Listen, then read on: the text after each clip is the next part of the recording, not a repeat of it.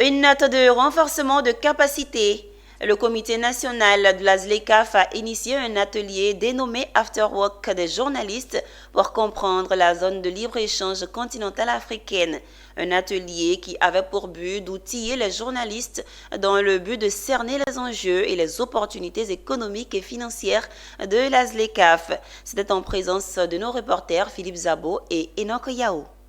Le comité national de la ZLECAf rassemble toutes les pièces manquantes à la connaissance et au bon fonctionnement de cette zone de libre-échange. La dernière en date est la coopération des journalistes.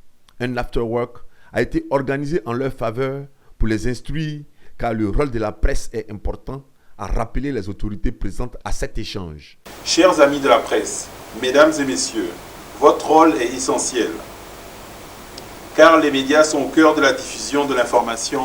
À travers vos reportages, vos articles et vos émissions, vous avez la capacité d'informer, d'éduquer et de sensibiliser la population, les entreprises et les décideurs économiques. Vous jouez un rôle clé dans la vulgarisation des enjeux et des bénéfices liés à la ZLECAf, facilitant ainsi l'appropriation de cet accord par le grand public. Sans cette appropriation, les entrepreneurs et les acteurs économiques ne pourront pas pleinement tirer parti de ces avantages. Chers invités, chers professionnels des médias, cet Afterwork est l'une des nombreuses initiatives du CNZLECAf pour renforcer les capacités et approfondir la compréhension des acteurs de la communication sur les enjeux de l'accord de la ZLECAf.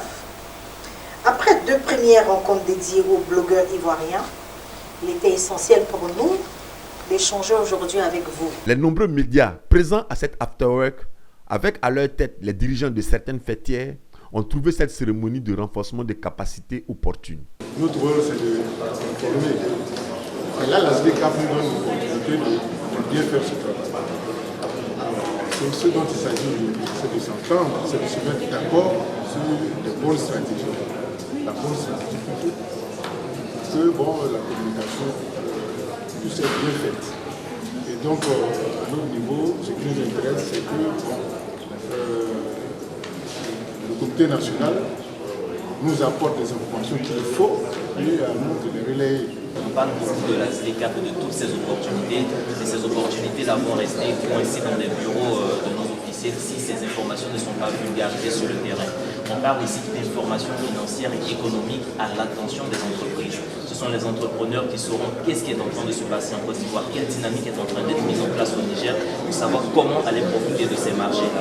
Donc c'est toutes ces informations qui, une fois présentées aux populations, présentées aux entrepreneurs, vont stimuler l'économie des transactions entre les différents pays. D'autres afterwork avec les journalistes sont prévus pour l'année 2025.